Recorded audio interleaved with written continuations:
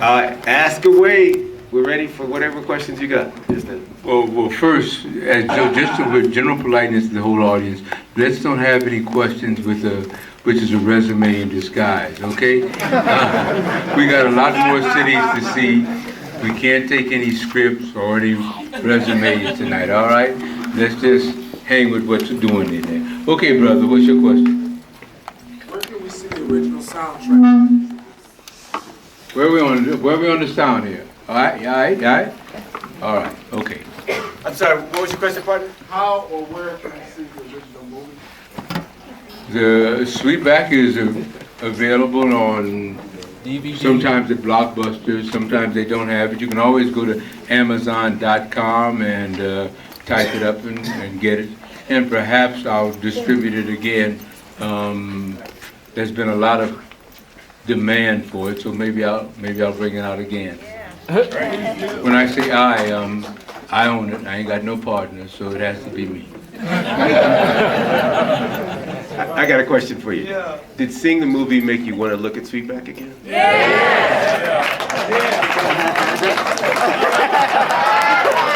All right. When I told him I wanted to put clips of Sweetback in Badass, he said, well, you got to pay for them clips. I paid the man $2,500 for the clips. I said, you crazy, this is product placement. What are you talking about? You should pay me.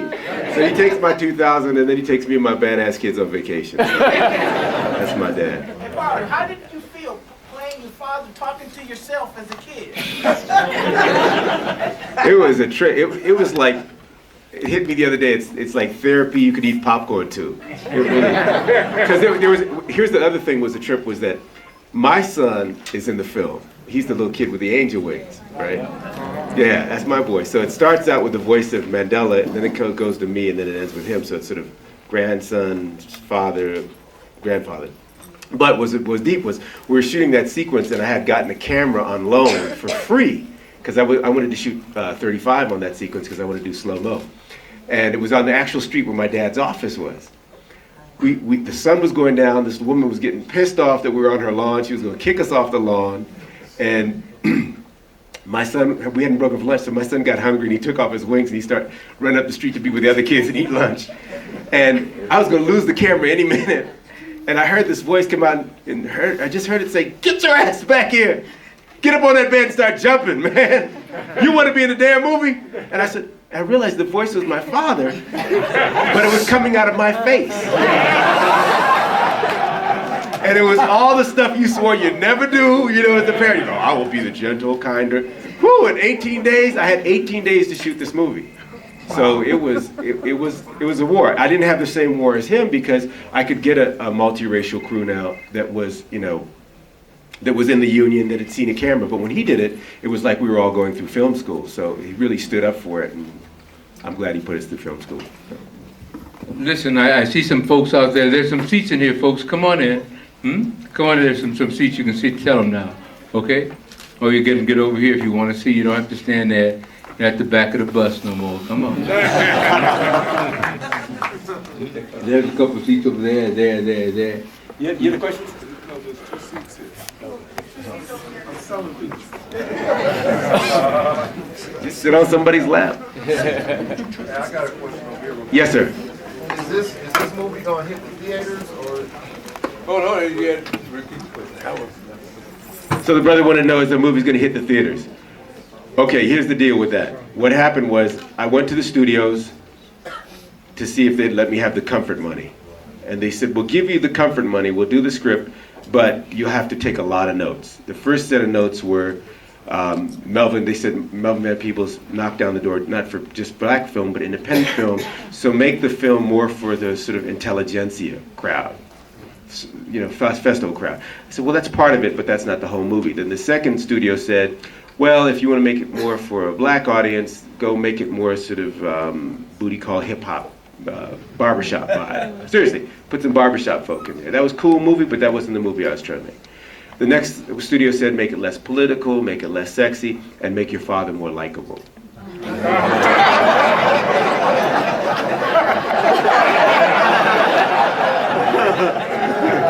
Right, so I realized at that juncture that, you know, even though I'd done New Jack in 40 Days and Posse and about 40 in Panther and close to that, a little under that maybe, that I was going to have to make this like the old-fashioned way.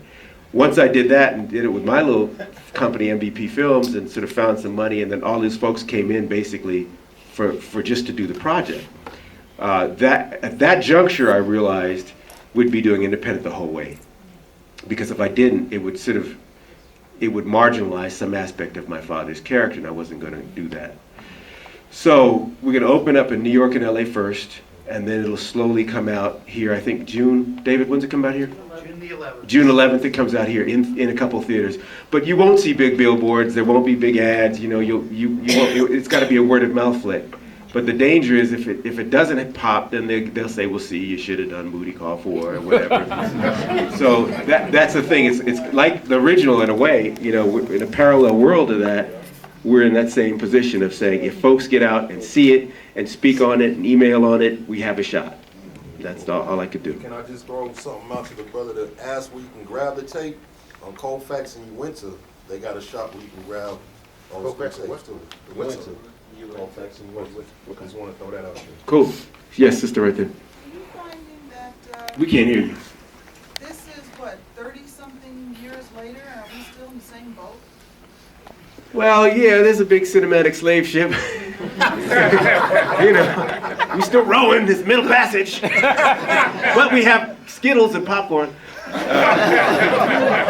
You know, look, the truth is that there's no head of any studio that's a woman. There's no head of any studio that is a person of color. So if you want to make a movie, you got to go past that jury that is not of your peers, and they're going to tell you what your people want.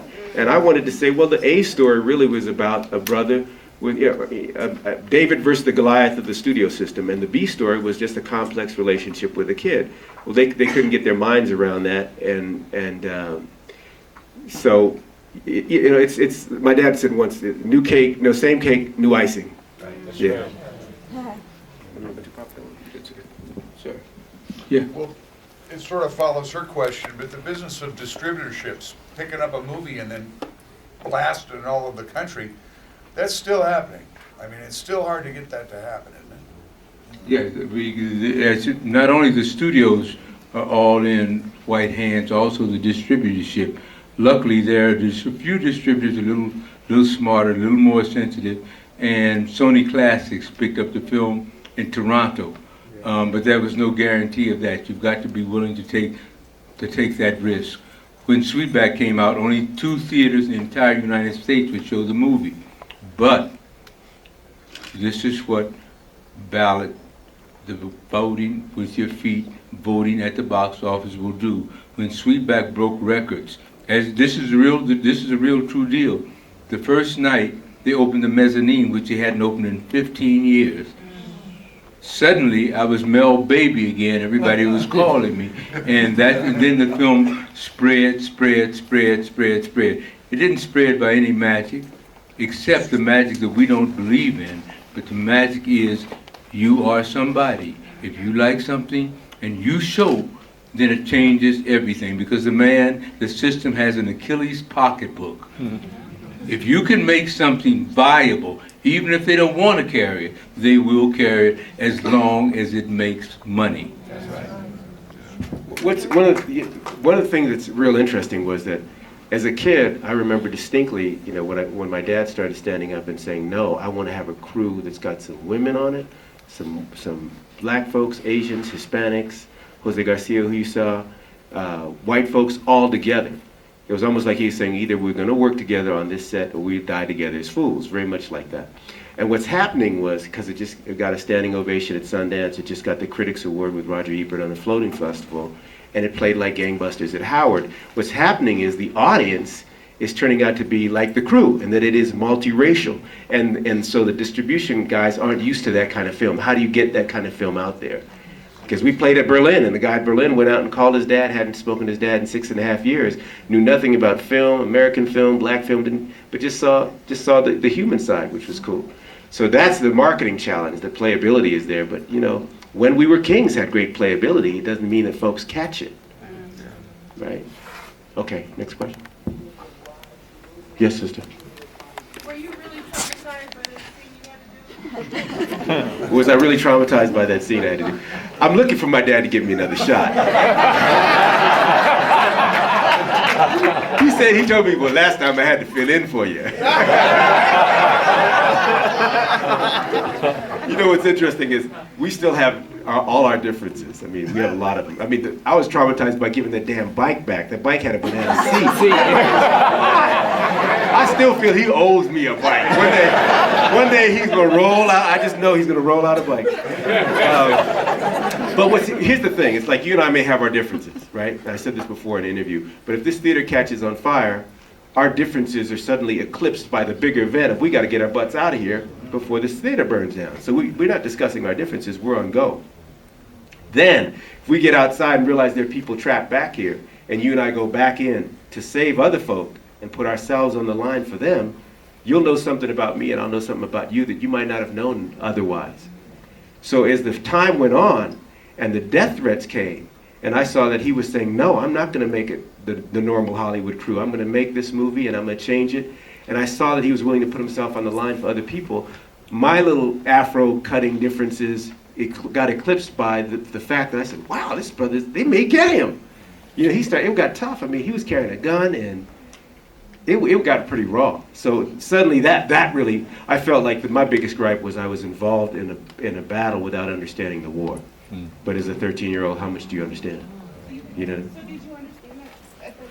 No. As time went on, I did. You know, when I went back and started directing New Jack City, I was like, wow, he did that? And you know, he directed it, and then I directed Posse, and it kept going. It's like that Mark Twain quote, all my life my father was kind of slow, and at 21 he was a genius. Right. You know, you get to a certain spot and you just understand the man more, you know. Any other questions? No, you know, one thing I'd like to say, the old guy. One thing I'd like to say is that the really important thing to me in this film is that what you're doing is actually giving history of a period too. See, and even though the dog was named Nixon, we got a dog named Bush. So it comes around at the same time. Absolutely. It does the same thing for us again. Absolutely. Mr. Brock was talking about what the French say, le plus ça change, le plus ça reste le même. The more things change, the more they in fact stay the same. And with the current administration, you know what that's about, and all the repeal of funding for different programs, and the repeal of gains in civil rights with the affirmative action, the very same conditions exist, except for now with the technology, it's easier to get a film made, it's just as hard to get it distributed. Right.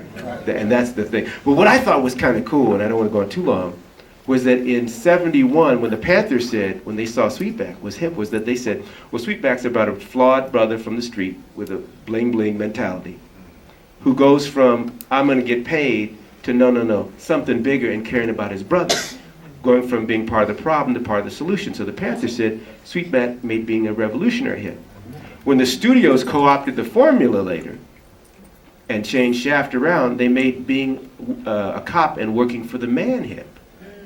See the difference? And later on, even being a drug dealer hip, which is a harder one for, same thing, rap music. You get rap here, what you do, what Oscar does, the Last Poets do it, and slowly, when they get it, commodify it, you know where we are now. It gets pulled out. So what I thought was interesting was showing a film about a brother who wasn't per se a rapper or a ball player, never been to prison, never did crack, was a filmmaker. And that's kind of revolutionary to see now too, you know? Yes, sir. Just a quick comment. You know, back in '70, '71, when I saw Sweetback in Cleveland, Ohio, it made me feel good. Now when I watch Badass, it's making me think. And it's a cycle. And it's time. I was thinking back then, but I need to feel. Now I'm feeling, I need to think. Okay? That's the trailer right there. I think the response to that is amen. Sir. Yeah, just as there's a need for independent filmmakers with differing stories, but bring other people in independent modes on historical ways of distributing film.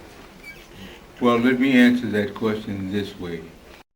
When Sweetback crystallized and solidified the the whole movie going on, and Hollywood preempted it, we didn't have the infrastructure to capitalize on that. Infrastructure now is in place. If by going to the movie, we don't have to be in the second position. Mario has taken it as far as he can. Depends. And don't go getting nostalgic and say, oh, but that was solidarity back then. There was no goddamn solidarity. We made the solidarity. And you are the solidarity, and you are somebody. Don't stand there and ever say, what can we do? Go. And get everybody else to go that time. Otherwise, you're going to have to watch Booty Call 58. Yeah.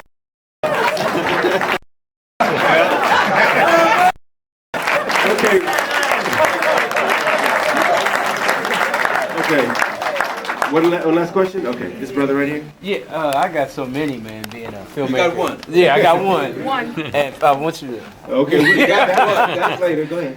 When I was watching the movie and at the end, when you seen the people walk out of the theater, when you were actually there at that part when it really happened, at the Twins Theater, did you really make it, did it seem they really didn't get the message you were trying to get across on the film?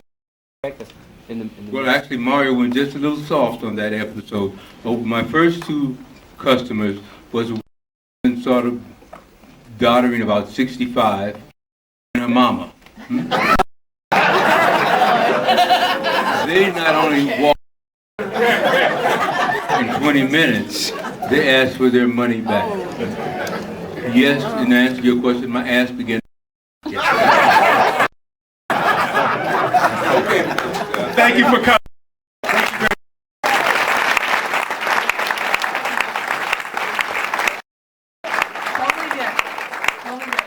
A couple of announcements. Just want to give it up again for our veteran, the original badass, Mr. Melvin.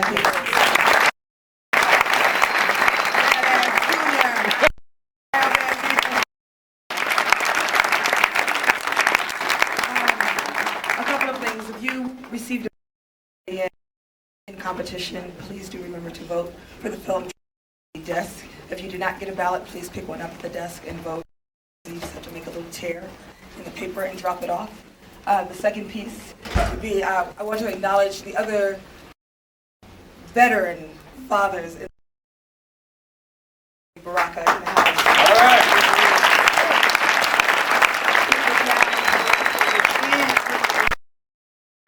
And I don't know if Father Oscar Brown Jr. is still. Yes.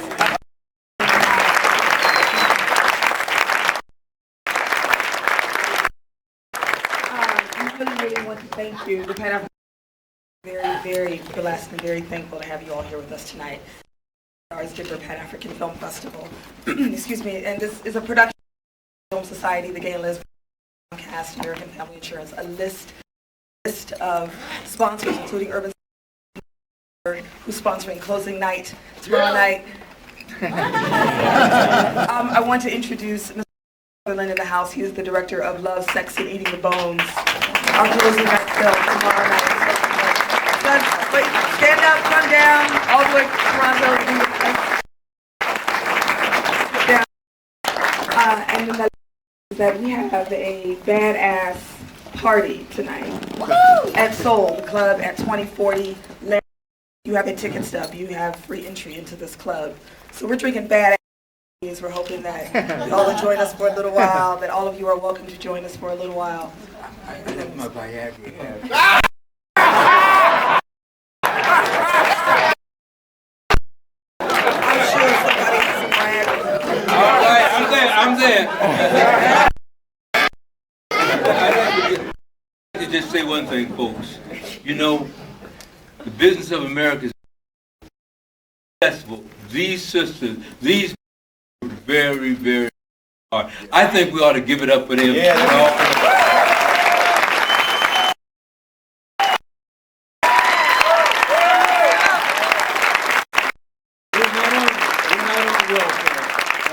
I want everybody to give a little bread to help this shit go. We're somebody, but we have to do it ourselves. Huh? This is say, and we've got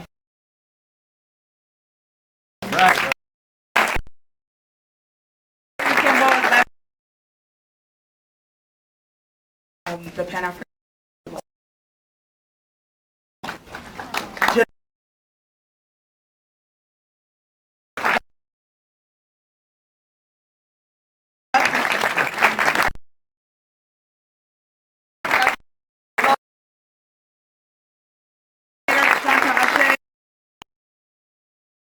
Film staff coordinator. Director of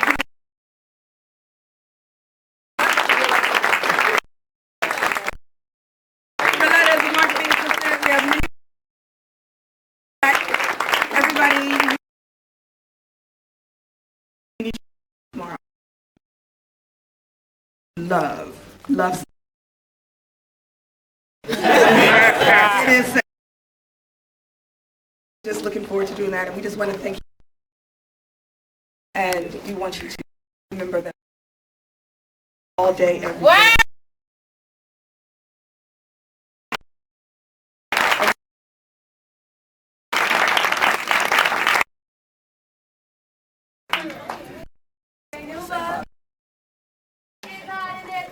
Happy New Year.